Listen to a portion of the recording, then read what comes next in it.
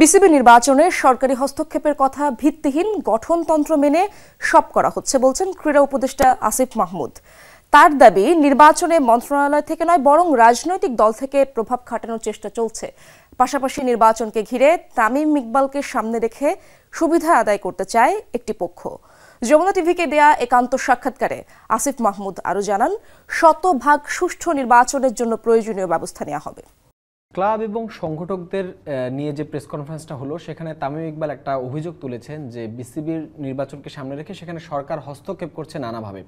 এটা আসলে কতটুকু সত্য, এবং সরকার তো আসলে বিসিবি নির্বাচনে কোনোভাবে হস্তক্ষেপ করতে পারে না, এটার বিষয়ে আসলে আপনার মন্তব্য কী থাকবে?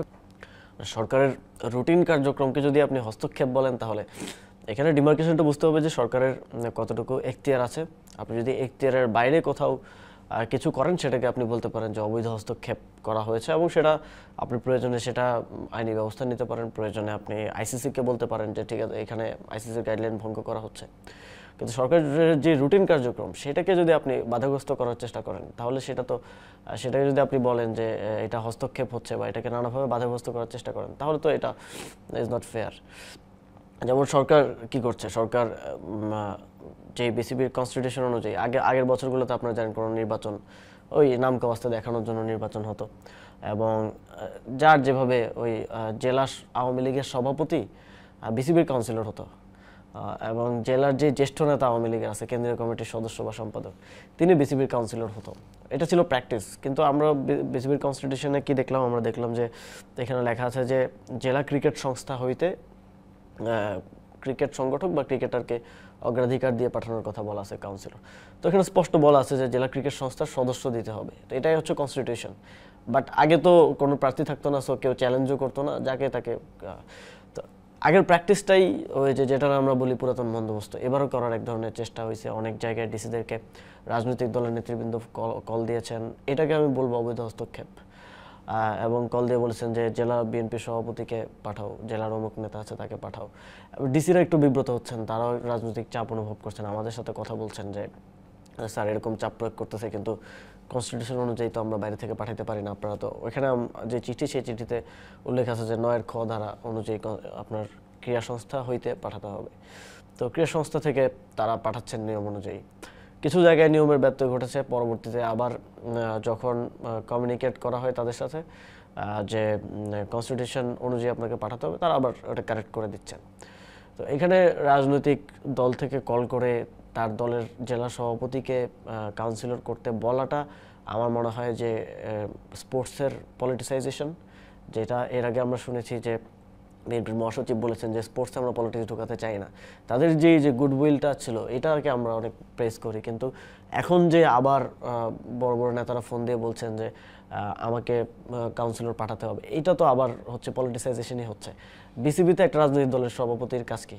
মন্ত্রিপরিষদ বিভাগের যে চিঠি, প্রথমত আমি জাতীয় ক্রীড়া পরিষদের চেয়ারম্যান হিসেবে যে কোনো ক্রীড়া সংস্থার প্রেসিডেন্টকে, সে আমার আন্ডার কমান্ড অ্যাকর্ডিং টু জাতীয় ক্রীড়া সংস্থার ক্রীড়া পরিষদের যেই গঠনতন্ত্র আছে সেই অনুযায়ী।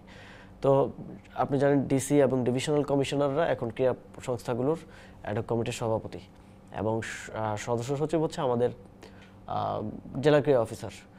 জেলা ক্রীড়া অফিসার আমার মন্ত্রণালয়েরই কর্মকর্তা। আর ক্রীড়া সংস্থার দিক থেকে তাদের ডিসি এবং ডিভিশনাল কমিশনাররাও আমাদের অধীনেই কাজ করছেন। তো আমাদের অধীনস্থ যে কাউকে আমি তার সাথে কথা বলতেই পারি, আমার সচিব তার সাথে কথা বলতেই পারে। এটা সরকারের খুবই রুটিন কার্যক্রম, এটা তো আপনি বলতে পারেন না যে হস্তক্ষেপ। আপনি যদি রুটিন কার্যক্রমকে হস্তক্ষেপ বলেন, তাহলে এই যে তামিম ভাইয়ের পক্ষে লোকজন গিয়ে মানুষজনকে অপহরণ করছে ক্লাবের কাউন্সিলরশিপ দখল করার জন্য, তারপর তামিম ভাইয়ের পক্ষে বুলবুল ভাইকে ফোন দিয়ে বলা হলো আপনি নির্বাচন থেকে সরে যান, আপনাকে আমরা সিও বানাই, এগুলোকে তাহলে কি বলবেন? এগুলো তো সন্ত্রাসী কার্যক্রম, এবং সেটা করা হচ্ছে তামিম ইকবালের মতো একজন ক্রিকেটারকে সামনে রেখে, তার ব্যানারটাকে সামনে রেখে এটা করা হচ্ছে। এটা আমি জানি না উনি কতটুকু বুঝতে পারছেন যে এই সন্ত্রাসী কার্যক্রমগুলো ওনাকে সামনে রেখে করা হচ্ছে। আমি যতদূর জানলাম যে ভিকটিমকে অপহরণ করা হয়েছিল, ওই ভিকটিমের ফ্যামিলি আমার কাছে এসেছিল, যে আওয়ামী লীগ আমলে আমরা দেখতাম যে এরকম গুম করা হতো, রাষ্ট্রীয় বাহিনী গুম করতো, আমি নিজে গুম হয়েছিলাম। তো এখন আবার ওই ট্রমাটা ফিরে আসতেছে, তাও কি কিসের জন্য? ক্রিকেটকে কেন্দ্র করে। মানে পলিটিক্যাল কোনো নির্বাচন হলে, সংসদ নির্বাচন হলেও আমি বুঝতাম যে ঠিক আছে, বা মেয়র ইলেকশন হলেও বুঝতাম, বাট ক্রিকেটের একটা নির্বাচনকে কেন্দ্র করে আপনারা কাউন্সিলরশিপ নেওয়ার জন্য একজন ক্রীড়া সংগঠককে আপনারা অপহরণ করে নিয়ে গেলেন, এবং সেটা নিয়ে পরবর্তীতে ভিকটিমের একটা মামলাও করেছে। তো এইটা তামিম ইকবাল ভাইকে সামনে রেখে করা হচ্ছে। আমি জানি না এই ঘটনাগুলোর গভীরতা উনি কতটুকু বুঝেন। আপনারা হয়তো বিভিন্ন সময় আমার আগের সোশ্যাল মিডিয়ায় পোস্ট দেখেছেন, এবং আমি ক্রীড়া উপদেষ্টা হওয়ার পর ওইগুলো আমি হাইড করে দিয়েছি যে আমি নিজেও তামিম ইকবাল ফ্যান। মানে বাংলাদেশ ক্রিকেটে আমি সবচেয়ে বেশি পছন্দ করি কোনো প্লেয়ারকে, ওটা তামিম ভাই। আমি ওটা পাবলিকলি বলিনি দায়িত্ব পাওয়ার পরে, কারণ এটা বলা যায় না আমার জায়গা থেকে। তো কিন্তু ওনাকে সামনে রেখে যে এই কাজগুলো করা হচ্ছে, একজন কাউকে ফোন দিয়ে হুমকি দেওয়া সরে যাওয়ার জন্য, আবার কাউকে অপহরণ করা, এই জিনিসগুলো আসলে খুবই দৃষ্টিকটু। এটা যে কোনো ক্রিকেট ফ্যানের আসলে যখন কেউ শুনবে বা নিউজগুলো যখন দেখে, তখন আসলেই খারাপ লাগার কথা। কারণ ক্রিকেটে আমরা এই ধরনের পরিবেশ চাই না, এই ধরনের ইকোসিস্টেম আমরা চাই না। একজন মানুষ ক্রিকেটের জন্য কাজ করবে, দেশের জন্য কাজ করবে, তাকে সবসময় তটস্থ থাকতে হবে যে তার কোনো ক্ষতি হয় কিনা। এটা এই বাংলাদেশ তো 5ই আগস্টের পরে আমরা আসলে প্রত্যাশা করি না।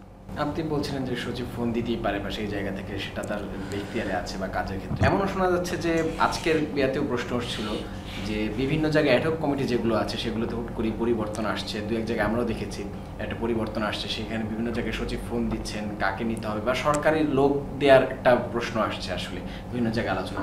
সেটি যদি হয় তাহলে নির্বাচন কতটুকু সুষ্ঠু হবে? কাকে নিতে হবে এটা কোথাও বলা হচ্ছে না, এবং এটা যদি বলা হয়ে থাকে তাহলে আমরা অবশ্যই ব্যবস্থা নিব। যদি এটা কেউ বলে থাকে যে কাউন্সিলর একেই পাঠাতে হবে, এরকম কোথাও কাউকেই বলা হচ্ছে না। কারণ এটা তো সুস্পষ্টভাবে আপনি কাউন্সিলর ম্যানিপুলেট করছেন, মানে আপনি ইলেকশন ম্যানিপুলেট করছেন। এটাকে আমরা কোনোভাবেই অ্যালাউ করি না এবং করব না। তবে ক্রীড়া সংস্থার মধ্য থেকে দিতে হবে এইটা আমরা বলছি কারণ আমরা যথাযথভাবেই কনস্টিটিউশন অনুযায়ী একটা সলিড ইলেকশন করতে চাই। আপনি ক্রীড়া সংস্থার মধ্য থেকে দিলেন না কাউন্সিলর, আপনি ওই যারা বিভিন্ন রাজনৈতিক দলের সভাপতি সেক্রেটারি আসতেছে তাদেরকে দিয়ে ইলেকশনটা করলেন। হাইকোর্টে একটা রিট হলো যে কনস্টিটিউশনে আছে ক্রীড়া সংস্থা থেকে দিতে হবে, ক্রীড়া সংস্থা থেকে দেওয়া হলো না, তাহলে তো আপনার ইলেকশনটা নাল অ্যান্ড ভয়েড হয়ে যায়।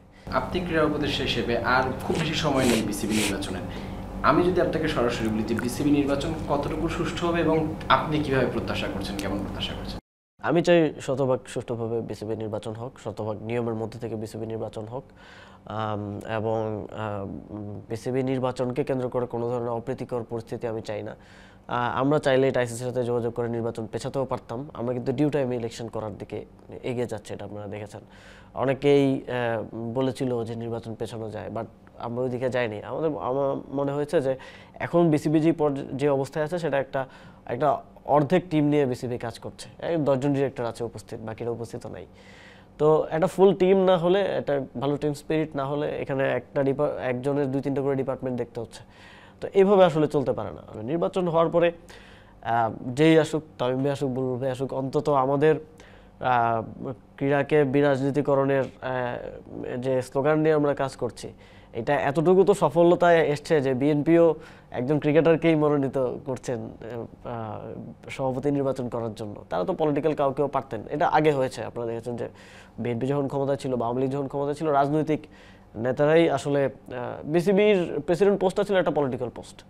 তো এখন ওই এতটুকু ইতিবাচক পরিবর্তন তো আমরা আনতে পেরেছি।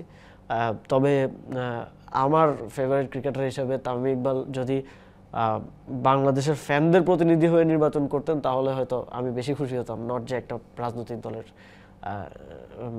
তথাকথিত নমিনেশন নিয়ে ইলেকশন করা। তো তারপরও এইটা ইতিবাচক যে দুজনের মধ্যে থেকে যেই আসুক, আমি মনে করি গুড ফর ক্রিকেট।